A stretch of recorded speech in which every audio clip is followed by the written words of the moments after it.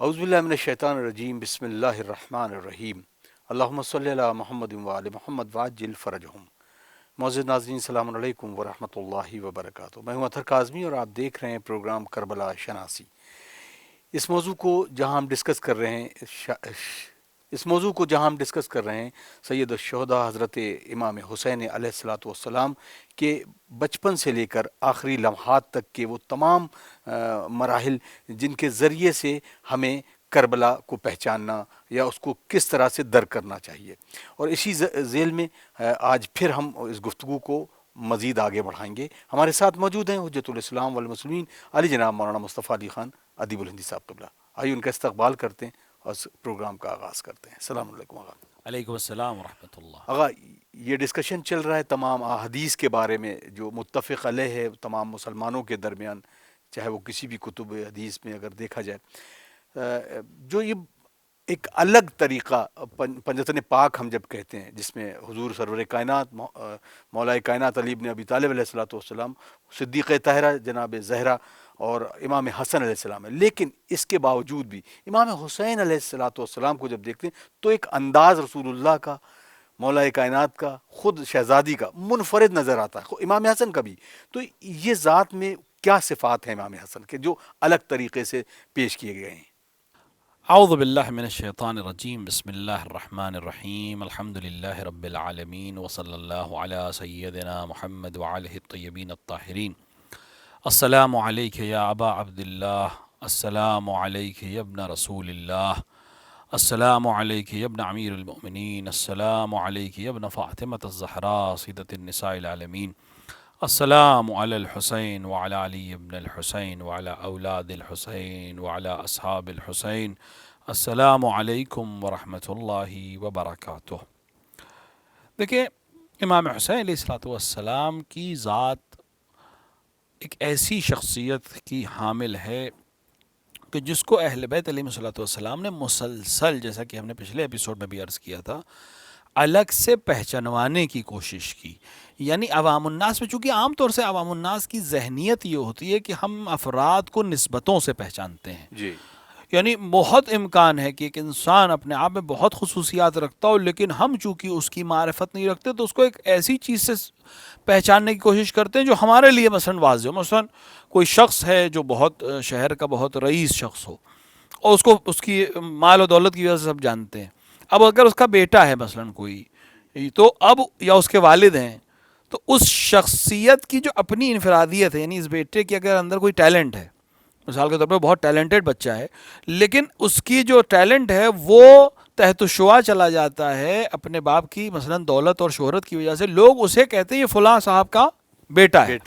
اس کا جو شخصی ٹیلنٹ ہے وہ لوگوں کی نظر میں نہیں آتا ہے۔ یا مثلا فلاں صاحب کے یہ والد ہیں، وہ ممکن ہے بہت شخصیت میں اس کے اندر بھی کوئی بہت بڑا علم ہو یا کوئی اور چیز اس کے اندر پائی جاتی ہو، لیکن اس کے فضیلت چھپ جاتی ہے مثلا بیٹے کے شہرت اور مال کے آگے۔ تو یہ بہت ہوتا ہے، ہم نسبتوں سے، یعنی جو ہمارے لیے مشہور ہے ہم اس کے ذریعے سے لوگوں کو پہچاننے کی کوشش کرتے ہیں، اور یہ صفت انسانی ہے، اس میں کوئی بڑی ایسی چیز نہیں ہے کہ جو ہم کہیں کہ یہ ایسا نہیں ہونا چاہیے، نہیں، یہ صفت انسانی ہے، وہ اسی طرح پہچانتا ہے چیزوں کو۔ چونکہ رسول اکرم صلی اللہ علیہ وآلہ مربی بشریت ہیں، وہ جانتے تھے کہ لوگ، بالآخر رسول اکرم صلی اللہ علیہ وآلہ وسلم ایک ایسی ذات ہے کہ جن کی نسبت سے سب کو پہچانا جائے گا، یہ رسول کے اصحاب ہیں، یہ رسول کے بیٹے ہیں، یہ رسول کے بیٹی ہیں، یہ رسول کے داماد ہیں۔ اس عنوان سے آج بھی نسبتوں کو اہمیت دی جاتی ہے۔ لہٰذا رسول اکرم کی مسلسل کوشش تھی کہ لوگ اس نسبت سے خالی نہ پہچانے حسین ابن علی کو کہ یہ فرزند مثلا علی و فاطمہ ہیں اور نواسہ رسول ہیں۔ بے شک یہ فضیلت ہے کہ آپ نواسہ رسول ہیں۔ امام حسین علیہ السلام نے خود میدان کربلا میں یہ اعلان کیا کہ لوگوں میرے خون سے باز رہو، کیونکہ روئے زمین پر کوئی نہیں ہے جو یہ دعویٰ کر سکے کہ میں نواسہ رسول ہوں میرے علاوہ۔ تو یہ ایک ایسی فضیلت تھی جو امام حسین کو خاص ہے، امام حسین سے اور امام حسن اور جناب زینب کبریٰ اور جناب ام کلثوم، ان کے علاوہ یہ کوئی نہیں کہہ سکتا کہ وہ نواسہ رسول ہیں۔ یہ فضیلت انہی لوگوں کو حاصل تھی۔ لیکن رسول اکرم یہ چاہتے تھے کہ انفرادیت جو امام حسین علیہ السلام کی ہے، جو ان کی ذاتی شخصیت ہے، تمام رشتوں کو ہٹا کر وہ دنیا کے سامنے آنا اس لیے ضروری ہے کہ یہ ذات ایک ایسی ذات ہے جس میں اتنی قوت اور اتنی فضیلت خداوند عالم نے عطا کی ہے، اور یہ کل ایسے کام انجام دے گا کہ خود رسول اکرم صلی اللہ علیہ وآلہ جانتے اور کہہ رہے ہیں، جیسے کہ ہم نے پچھلے ایپیسوڈ میں کہا، وہ انا من الحسین کی سند اسی لیے دے رہے تھے کہ یہ شہزادہ اسلام کی بقا، میرے نام کی بقا، شریعت کی بقا کا ضامن بنے گا۔ لہٰذا ہر ایک نے یہ کوشش کی کہ امام حسین کو الگ طریقے سے پہچنوایا جائے، لہٰذا آپ کی ولادت کے سلسلے میں رسول کی مثال کے طور کے اوپر احادیث کا بیان کرنا، یا آپ کی شہادت کی باقاعدہ خبر دینا۔ شہادت امیر المومنین کو بھی ہونی ہے، شہادت امام حسن مجتبیٰ کو بھی ہونی ہے، لیکن امام حسین کی شہادت کو الگ طریقے سے بیان کر کے رسول اکرم اس اہمیت کو بیان کرنا چاہتے ہیں جو امام حسین علیہ السلام کو حاصل ہے اور ہونے والی تھی اس دور کے لحاظ سے اگر ہم دیکھا جائے۔ اور یہی کوشش امام امیر المومنین علیہ السلام کی رہی، یہی کوشش جناب صدیقہ طاہرہ سلام اللہ علیہ کی رہی، یہی کوشش حتیٰ امام حسین علیہ السلام کی رہی کہ وہ اپنے بھائی کو اس طرح سے پہچنوائیں جو ان کو پہچاننے کا حق ہے، کیونکہ ایک بہت عظیم کام امام حسین کرنے والے ہیں جی، اور وہ کام جو امام حسین علیہ السلام کرنا چاہتے ہیں اس میں اصحاب خاص کی ضرورت ہے، اور وہ تبھی ممکن ہے جب لوگ امام کو اپنے صحیح طریقے سے پہچان سکیں گے۔ لہٰذا امام حسین علیہ السلام کو بہت خاص چیزیں خداوند عالم نے عطا کی۔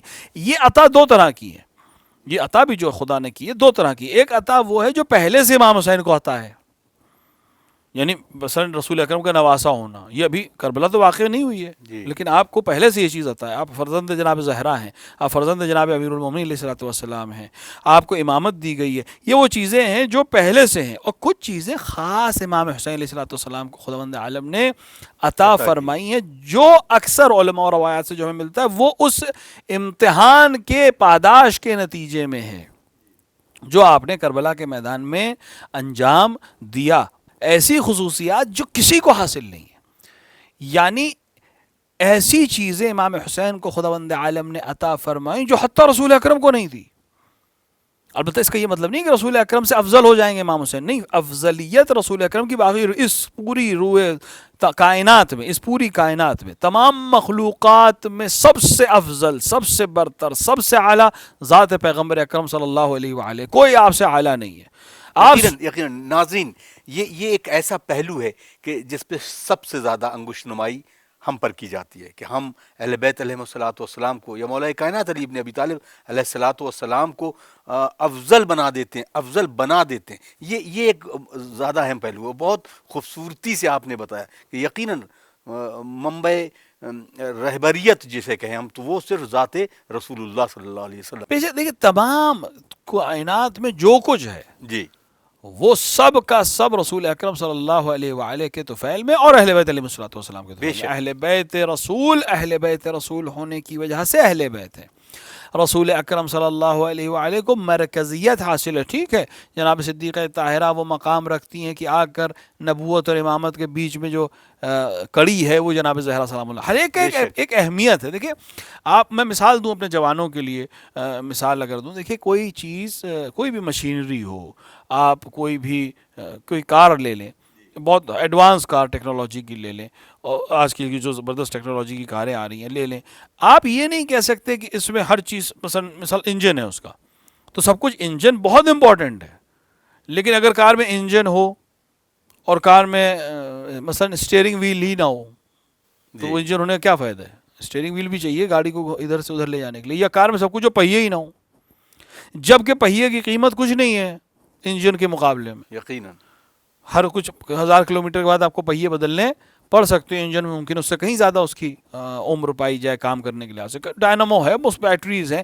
ایسا نہیں ہے کہہ سکتے ہم کہ یہ نہیں ہے یا یہ اصل ہے، ہر چیز اپنی جگہ کے اوپر اپنی اہمیت ہے، حتیٰ وہ چھوٹا سا ایک پرزہ جو کسی ٹیوننگ وال کے اوپر لگا ہوا ہے، بہت چھوٹا سا پیچ ہے، بہت عام انسان اس کو جانتا بھی نہیں ہے، ڈھونڈتا بھی نہیں ہے، اس کی بھی ایک اہمیت ہے۔ تو ہر چیز جو اپنی محل پر ہوتی ہے اس کی اہمیت ہوتی ہے۔ آپ ان چیزوں میں مقابلہ کرنا، اب میری نظر میں ان کا مقابلہ ہی نہیں ہے، یعنی آپ ایک کار کے مختلف پارٹس کا آپس میں مقابلہ کرنا یہ ایک عبث کام ہے، کیونکہ ان سب کا ہدف ایک ہے کہ کار اچھی طرح چلے۔ تو اس کائنات کو خلق کیا ہے محمد و آل محمد کے صدقے میں، تو لہٰذا ان کا آپس میں کوئی تقابل ہی نہیں ہے، یہ سب اس لیے خلق ہوئے کہ کائنات خلق کی جائے۔ ہاں، ان کا تقابل غیر سے کرنا بھی غلط ہے، یقیناً یہ بھی غلط ہے بہت عمدہ کہ پہلو اہل ہے۔ بیت علیہم الصلوۃ والسلام کا تقابل ہم غیر سے کریں. کیوں؟ کیونکہ مخلوقات کی دو قسمیں ہیں. سب مخلوق ہے، اس میں کوئی شک نہیں ہے. رسول اکرم و اہل بیت بھی مخلوق ہیں، ہم آپ تمام انسانات، انسان و جمادات و اجنہ سب مخلوق ہیں. لیکن دونوں میں فرق ہے. فرق کیا ہے؟ ایک مخلوق وہ ہے کہ جس کے طفیل میں سب خلق کیا گیا ہے، واہ، تو اس کا مقابلہ ان سے کرنا کہ جو ان کے طفیل میں خلق ہوئے ہیں، یہ بالکل ایک ایسا عمل ہوگا جس کو کوئی بھی ذی عقل قبول نہیں کرے گا. ایک مخلوق وہ ہے کہ جس کے لیے سب کو خلق کیا گیا ہے، اور ایک مخلوق ہے جس کو خدا نے خلق کیا ہے، یا اس لیے خلق کیا ہے کہ ان کو پہچانے. ان کے پہچاننے کے ذریعے ہی خدا کو پہچانا جائے گا. تو یہ ایک مقصد ہے واہ، حیات کا. ایک مخلوق کو خلق کیا ہے خدا نے کہ اس کو پہچانو تاکہ مجھے پہچان سکو، واہ، اور دوسرے کو خلق کیا کہ مجھے پہچانو. تو ایک ہدف ہے زندگی یہ بشریت ہے، اور ایک بشریت یعنی ایک مخلوق ہے خداوند عالم کی عام مخلوق ہے. تو ان کا آپس میں مقابلہ کرنا کوئی عقل مندی کا کام نہیں ہے، لہٰذا یہ بالکل الگ ہے. اب ہماری بات یہ تھی کہ رسول اکرم صلی اللہ علیہ وآلہ سے افضل و برتر کوئی نہیں ہے. مسئلہ کیوں ہوتا ہے؟ مسئلہ کیوں ہوتا ہے؟ چونکہ بات آگئی لہٰذا اس کو بھی عرض کرتے چلیں. مسئلہ یوں ہوتا ہے، یہ الزام کیوں لگتا ہے؟